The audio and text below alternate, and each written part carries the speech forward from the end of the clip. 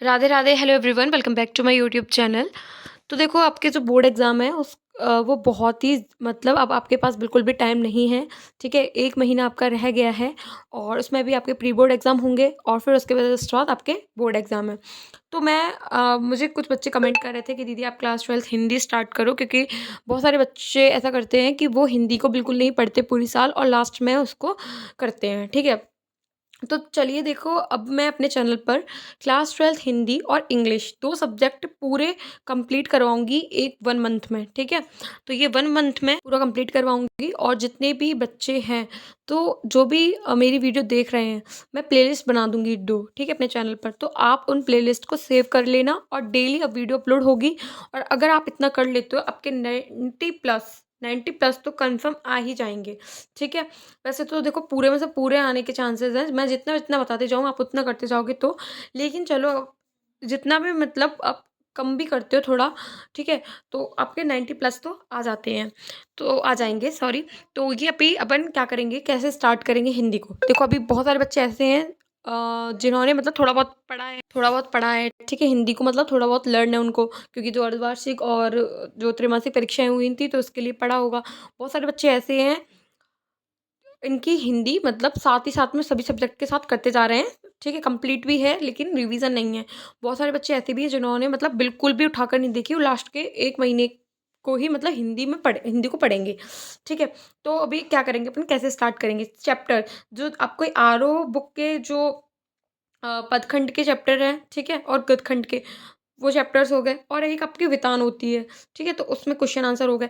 तो इन question answer को अपन बाद में करेंगे, ठीक है? पहले अपन जो मेन फ़ोकस है वो किसका है? पहले व्याकरण को करेंगे अपन, कि जो व्याकरण में जो आपका काव्य बोध है, एक आपका काव्य बोध, ठीक है? काव्य बोध हो गया, ये आपका 9 नंबर का आता है, ठीक है? और व्याकरण में एक भाषा बोध है, तो भाषा बोध ये आपका कितने नंबर का आता है? ये आपका 12 नंबर का आता है। यानी कि आपका 21 नंबर की तो आपकी ये भाषा बोध और काव्य बोध में से ही आ जाता है, ठीक है? फिर उसके बाद आपके ये जो पत्र लेखन हो गए, ठीक है? लेटर हो गए, निबंध हो गए, तो ये भी आपके 8 नंबर के तो ये दोनों आते हैं। तो इनको अगर अपन पहले कंप्लीट कर लेंगे और क्वेश्चन आंसर देखो, मैं आपको चैप्टर वाइज़ देखो, आप लोग कमेंट में बताओ आपको कैसे क्वेश्चन आंसर चाहिए? चैप्टर वाइज़ क्वेश्चन आंसर चाहिए?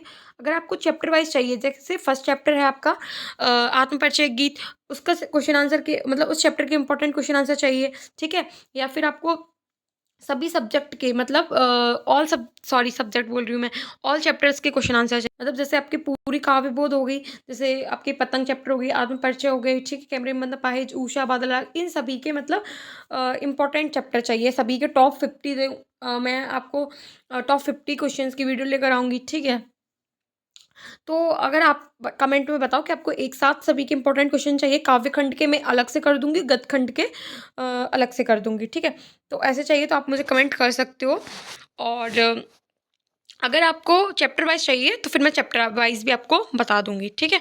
तो आप लोग कमेंट में बताना। फिर चलो देखते हैं काव्य बोध में पढ़ना क्या क्या है अपन ने, ठीक है? तो सबसे पहले मैं काव्य बोध को स्टार्ट करूंगी और अभी थोड़ा मैं बता देती हूँ कि अपन इस तरीके से क्लासेस करेंगे, ठीक है? तो काव्य बोध में अपन ने क्या करना है, मतलब किस तरीके से पढ़ना है। तो सबसे पहले काव्य के भेद, ठीक है, इससे क्वेश्चन बनता है, जिसमें प्रबंध एवं मुक्तक काव्य के भेद, ठीक है, इनकी परिभाषा भी पूछी जा सकती है, फिर इनमें भेद पूछे जा सकते हैं और उदाहरण तो सभी के साथ चलते ही हैं। फिर उसके बाद रस टॉपिक आता है, ठीक है? तो रस टॉपिक में रस की परिभाषा, प्रकार, परिचय, ये सभी, फिर उसके अंग हो गए, ठीक है? और उदाहरण सभी के साथ होंगे। फिर अलंकार आते हैं, तो इनको अपन ऐसे पढ़ेंगे कि इनसे एक भी क्वेश्चन ना छूटे, ठीक है? रस पूरा टॉपिक कवर करेंगे, एक वीडियो में पूरा रस टॉपिक को कंप्लीट करेंगे, एक वीडियो में पूरा अलंकार टॉपिक को कंप्लीट करेंगे, एक वीडियो में पूरा छंद टॉपिक, इस तरीके से टॉपिक वाइज़ चीज़ें कवर करते हुए चलेंगे, ठीक है? अलंकार हो गया तो पूरा अलंकार टॉपिक को कंप्लीट करेंगे, जो-जो इम्पोर्टेंट है आपके बोर्ड एग्ज़ाम के हिसाब से। उसके बाद छंद हो गया, छंद में पूरा कंप्लीट करेंगे। शब्द शक्ति हो गई, शब्द शक्ति से बहुत मतलब अच्छे क्वेश्चन हर बार आते ही आते हैं, ठीक है? शब्द गुण हो गया और बिंब विधान हो गया। बिंब विधान, ये सभी टॉपिक आपके काव्य बोध के हो जाते हैं, ठीक है? तो ये आपका 9 नंबर का आता है। तो इसमें अपन पूरे 9 नंबर कंप्लीट करेंगे, ठीक है? सबसे पहले मैं क्या करूँगी, काव्य बोध से ही अपन स्टार्ट करेंगे। सबसे पहले अपन काव्य के भेद पढ़ेंगे, जो मैं एक वीडियो लेकर आऊँगी, अब ये अपलोड हो जाएगी, उसके तुरंत बाद में हिंदी की वीडियो काव्य भेद के भेद होगी, फिर उसके बाद रस, अलंकार, इस तरीके से चलेगा। अब चलिए देख लेते हैं भाषा बोध का। अब आ जाता है भाषा बोध। भाषा बोध आपका 12 नंबर का आता है, मतलब 12 नंबर का आता है। अब ये कैसे करेंगे अपन? भाषा बोध में सबसे पहले अपन शब्द टॉपिक को कंप्लीट करेंगे। शब्द टॉपिक हो गया क्षेत्रीय, तकनीकी, निपात शब्द, शब्द युग्म एवं उनके प्रकार, फिर वाक्य परिचय एवं प्रकार, जैसे अर्थ के आधार पर वाक्य कितने प्रकार के होते हैं, रचना के आधार पर वाक्य कौन से प्रकार, कितने प्रकार होते हैं, फिर उनके प्रकारों के नाम भी पूछ लिए जाते हैं, तो पूरा कवर करेंगे। वाक्य शुद्धिकरण एवं वाक्य परिवर्तन, मुहावरे एवं लोकोक्ति, राजभाषा, राष्ट्रभाषा, भावपलन, सार संक्षेपण, विज्ञापन लेखन, संवाद लेखन एवं अनुच्छेद लेखन। ठीक है, तो इनमें से कोई एक चीज़ करनी पड़ती है, तो ये सभी चीज़ें अपनी भाषा बोध में हो जाती हैं। ठीक है, तो पहले अपन काव्यबोध और भाषाबोध को कंप्लीट करेंगे। फिर उसके बाद अपन क्या करेंगे, उसके बाद अपन काव्य खंड के इंपॉर्टेंट क्वेश्चन देखेंगे, जो आप लोग बताओगे कमेंट में कि आपको चैप्टर वाइज चाहिए, तो चैप्टर वाइज मैं क्वेश्चन आंसर बताऊंगी आपको, वरना मैं आपको सभी काव्य खंड के मोस्ट 60 या 50 क्वेश्चन दूंगी। ठीक है, जिनमें से आपको मतलब बहुत इंपॉर्टेंट क्वेश्चन होंगे। फिर उसके बाद गदखंड आएगा। ठीक है, तो गदखंड के भी आप लोग बताओगे कि आपको चैप्टर वाइज चाहिए या फिर पूरे चाहिए। ठीक है, एक साथ गदखंड के। फिर उसके बाद वितान के, तो इनकी मैं ये गदखंड और काव्यखंड में इन वन शॉट वीडियो दोनों में कवर करवा दूंगी, वितान भी। फिर ऐसा हो जाएगा अपन, फिर अपन क्या करेंगे, अभिव्यक्ति और माध्यम है, तो उसको भी अपन एक वीडियो में कंप्लीट कर लेंगे। ठीक है, अभिव्यक्ति और माध्यम, ये मैं कुछ कुछ के इंपॉर्टेंट क्वेश्चन दूंगी। ये भी देखो आपका कितने नंबर का आता है, 7 नंबर का आता है। ठीक है, वितान है, ये भी आपकी 7 नंबर की आती है। ठीक है, तो क्वेश्चन को ज़्यादा नहीं आते इसमें से। ठीक है, तो इनका भी मैं सिर्फ आपको थोड़ा थोड़ा बता दूंगी, उनमें से ही आपका हो जाएगा। ठीक है, और उसके बाद फिर आपके अपठित बोध आते हैं, जैसे गद्यांश और काव्यांश पर आधारित क्वेश्चन आते हैं। ठीक है, तो उनको भी अपन कवर करेंगे। फिर संदर्भ प्रसंग व्याख्या, इनको मैं आपको बताऊंगी किस तरीके से करते हैं संदर्भ प्रसंग व्याख्या वगैरह। ठीक है, दोनों का, गदखंड का और पदखंड का, दोनों का बताऊंगी।